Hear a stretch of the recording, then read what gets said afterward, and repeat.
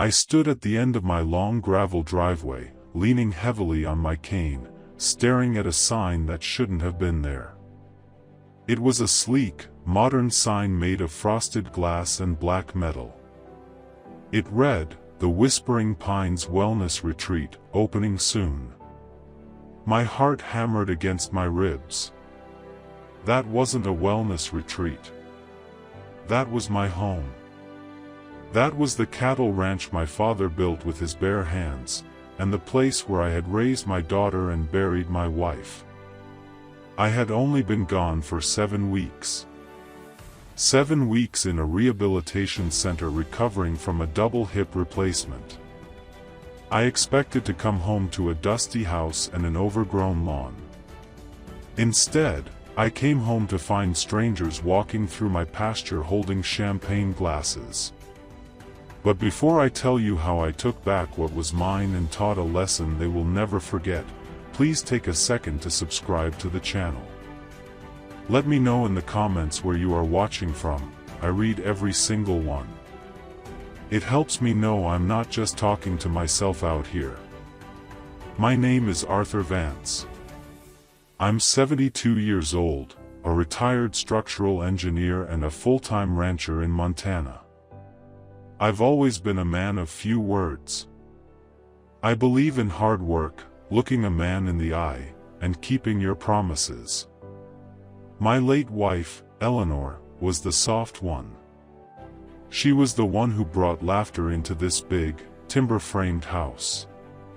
When she passed away 4 years ago from a sudden stroke, the silence in the house was deafening. The only family I had left was my stepson, Gavin. Eleanor had Gavin before she met me. His biological father took off before he was born. I raised that boy from the time he was 3 years old. I taught him to ride a horse, to fix a fence, to be a man. Or so I thought. Gavin was always different. He didn't like the dirt or the sweat. He liked easy money.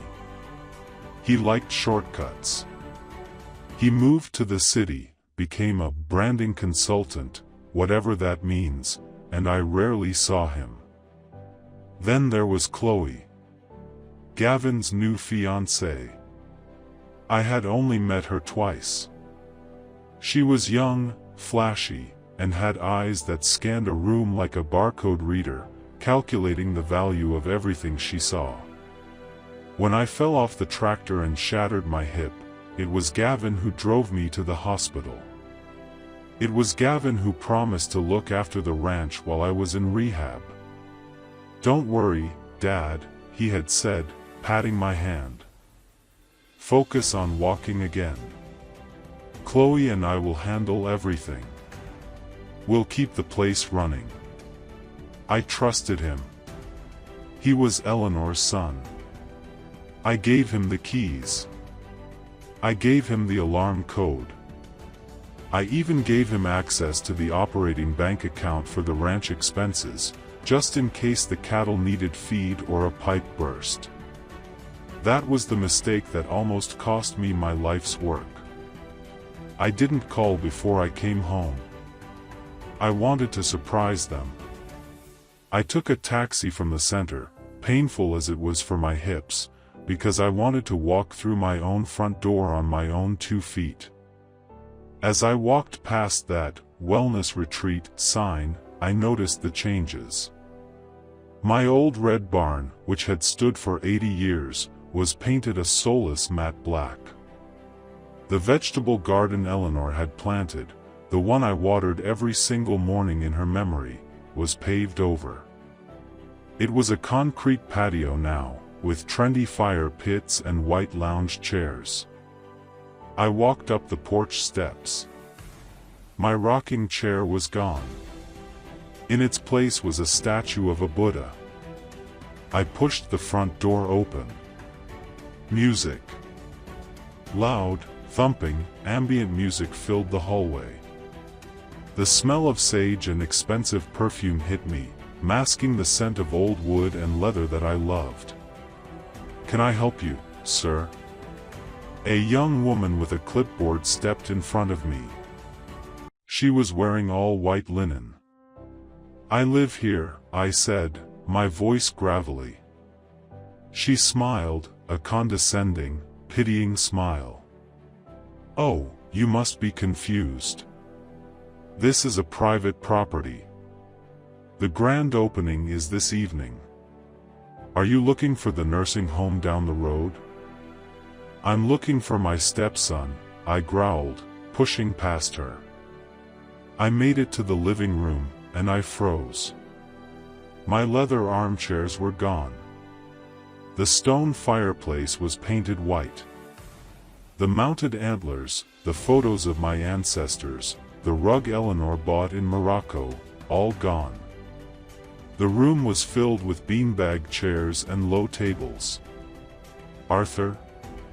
I turned to see Gavin coming down the stairs. He was wearing a suit I'd never seen, holding a glass of wine. He looked at me like he was seeing a ghost. "Gavin," I said, gripping my cane. "What have you done to my house?" Chloe appeared behind him. She didn't look scared. She looked annoyed. She tapped something on her phone and slid it into her pocket. "Arthur, you're back, early," Chloe said, walking down the stairs. "We thought you needed at least another month of therapy." "I asked you a question," I said, my voice rising. "Where is my furniture? Why is my barn black? And what is that sign outside?"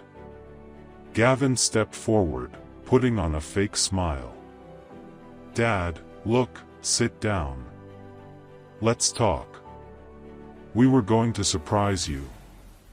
"Surprise me?" I laughed, a harsh, bitter sound. "You paved over your mother's garden." "It's a business venture, Arthur," Chloe cut in sharply. "Look at this place. It was a money pit. A dusty, old relic. Gavin and I saw the potential. We've turned it into a luxury mindfulness retreat. Do you have any idea how much people will pay to disconnect here? We're saving the ranch." "I didn't ask you to save it," I said. "I asked you to watch it. I want you out. Both of you. Now." Gavin exchanged a look with Chloe. A look I didn't understand at the time. It was a look of triumph. "We can't leave, Arthur," Gavin said softly. "And actually, you can't stay here alone anymore." "Excuse me?" "We spoke to your doctors," Chloe lied smoothly. "They agreed that living alone on this massive property is dangerous for someone of your mental state. You're confused, Arthur. The trauma of the surgery, the anesthesia, it's affected your memory." "My memory is fine," I snapped. "Is it?" Gavin said. "Do you remember signing the papers before you went into surgery? The power of attorney papers? Transferring management of the estate to us if you became incapacitated?" I felt the blood drain from my face. "I never signed that." "You did," Chloe said, pulling a folder from a side table, a table that wasn't mine. She opened it and held up a document. There, at the bottom, was my signature. Or a very good copy of it. "You were on a lot of pain medication, Arthur. You probably forgot. But it's legal. And we've already used the ranch as collateral for a loan to fund the renovations. If you kick us out, the bank takes the house. You have nowhere to go." I stared at the paper. I stared at the boy I had raised. He wouldn't meet my eyes. He looked at the floor, swirling his wine. "We've set up a nice room for you," Gavin mumbled. In the guest cottage out back. You won't be in the way of the guests. We'll take care of you. You just need to rest. They thought they had won. They thought I was a broken-down old man who would just accept his fate because he was too tired to fight. They thought the power of attorney threat would scare me into submission. I didn't scream. I didn't throw a punch, though I wanted to. I took a deep breath, looked at them both, and said, "I'm tired. I'll go to the cottage." Chloe smirked. "Good choice, Arthur. Tonight is our investor gala. Big money people from the city are coming. Just stay in the cottage, okay? We don't want you wandering around confusing the guests." I walked out the back door, limp more pronounced than it needed to be. I went to the small guest cottage. It was dusty and cold. They hadn't set it up at all. I sat on the edge of the stripped mattress and felt the rage boiling in my gut. They had forged my signature. They had destroyed Eleanor's garden. They were using my home to scam investors. But they made one critical mistake. They forgot who I was before I was a rancher. I spent 20 years in military intelligence before I met Eleanor. I knew how to gather information, and I knew that a war isn't won in the first battle. It's won by knowing your enemy's weakness. I waited until darkness fell. The main house lit up like a Christmas tree. Expensive cars started rolling up the driveway, Porsches, Teslas, Mercedes. I could hear the music and the clinking of glasses. The investor gala had begun. I didn't go to sleep. I went to work. First, I called my lawyer, Mr. Henderson. He was at a dinner party, but he picked up immediately. "Arthur? I thought you were still in rehab. I've been trying to reach you for weeks, but Gavin said you weren't accepting calls." "They blocked you, Jim," I said. "Did you draw up a power of attorney for me?" "Absolutely not," Jim said. "I haven't drafted a document for you since we updated your will last year." "Good," I said. "Meet me at the end of my driveway in 1 hour. Bring the sheriff. And Jim? Bring the original deed to the house." Next, I crept out of the cottage. I didn't go to the party. I went to the garage. They had converted it into an office. Through the window, I could see Gavin's laptop open on the desk. He was careless. He always had been. I used the spare key I kept hidden inside a hollow fence post, a key they clearly didn't know about. I slipped into the garage. The laptop was asleep, but not locked. Gavin's password was password 123. It always was. I opened his email. I found the thread with Chloe. It was all there. The forgery. The plan. Once the old man is out of the way, we can sell the land to the developers in January. The retreat is just a front to jack up the property value. We'll put him in a state home and claim the money ran out. They weren't just stealing my house. They were planning to discard me like trash and sell the land my father died on. I printed everything. I took photos of the screen with my phone. Then, I went to the main house. The party was in full swing. About 50 people were mingling in my living room. Waiters were passing around tiny hors d'oeuvres.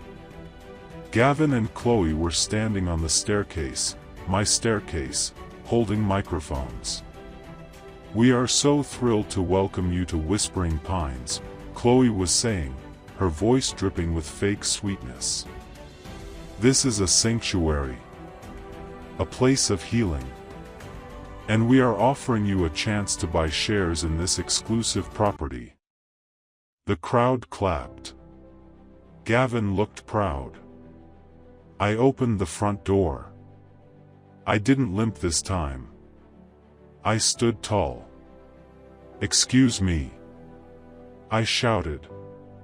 My voice, honed by years of shouting over cattle and tractors, cut through the music. The room went silent. The music stopped.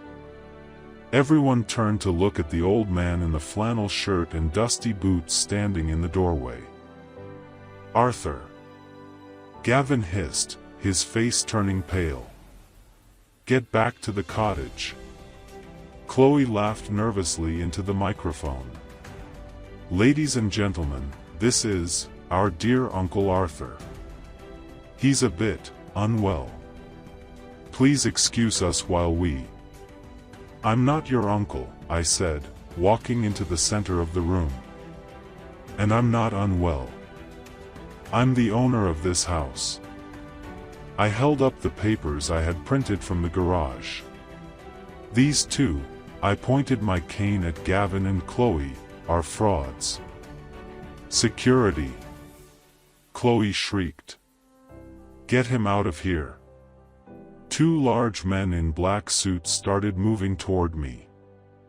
"I wouldn't do that," a deep voice boomed from the doorway behind me. Sheriff Miller walked in, his hand resting on his belt. Behind him was my lawyer, Jim Henderson, holding a briefcase. "Sheriff," Gavin stammered. "Thank God. This man is trespassing. He's disturbed." "The only disturbance here, Gavin, is the forgery of a legal document," Jim Henderson announced. He walked to the center of the room and placed the real deed on a table. "I am Arthur Vance's attorney. He never signed a power of attorney. The document you showed the bank? We just verified it. The notary stamp is fake. You're not running a retreat, son. You're running a felony fraud scheme." A gasp went through the room. The investors started looking at each other, then at their phones. "That's a lie!" Chloe screamed, losing her composure. "He's senile. He doesn't know what he's saying." "I know exactly what I'm saying," I said, staring straight at her. "I'm saying you have 5 minutes to get off my property before I press charges for elder abuse, fraud, and theft." "And I'm saying," Sheriff Miller added, stepping forward with handcuffs, "that you don't have 5 minutes. You have the right to remain silent." The investors didn't wait around. They scrambled for the exits, dropping their champagne glasses. In 3 minutes, the room was empty except for me, Jim, the sheriff, and the two handcuffed crooks. Gavin started crying. "Dad, please. It was her idea. She made me do it. I was just trying to help you." I looked at him. I saw the boy I had taught to ride a bike. But that boy was gone. "You weren't helping me, Gavin," I said softly. "You were burying me. You didn't just steal my house. You stole my trust. And that is something you can't buy back." They took them away in the back of the squad car. Chloe was screaming threats. Gavin just hung his head. It took me 6 months to undo the damage. I had to sue to get the money back from the bank, but with the evidence of fraud, the loan was declared void. I stripped that terrible black paint off my barn. I jackhammered up the concrete patio and replanted Eleanor's garden. It took a long time, and my hips hurt every day, but I did it. I sold the modern furniture they bought to pay for the legal fees. I brought my old leather chair back from the storage unit where they had dumped it. The house is quiet again now. But it's a good quiet. It's the quiet of a home that is loved, not exploited. I never heard from Gavin again. Last I heard, he took a plea deal and is doing community service in another state. Chloe is facing charges in 3 different counties for similar scams. I learned a hard lesson that day. We want to believe the best in family. We want to believe that the people we raise will love us back with the same intensity. But sometimes, greed is stronger than blood. I'm 72 years old. I live alone, but I am not lonely. I have my land. I have my memories. And I have the satisfaction of knowing that when the wolves came to my door, I didn't hide. I opened the door and showed them who the alpha really was. So, to anyone watching this, check on your parents. Protect your assets. And never, ever assume that just because you're old, you're helpless. Sometimes, the oldest lion in the pride is the one with the sharpest claws. If you liked this story, please hit the like button and share it with someone who needs to hear it. And don't forget to subscribe for more stories from the ranch. Stay safe out there.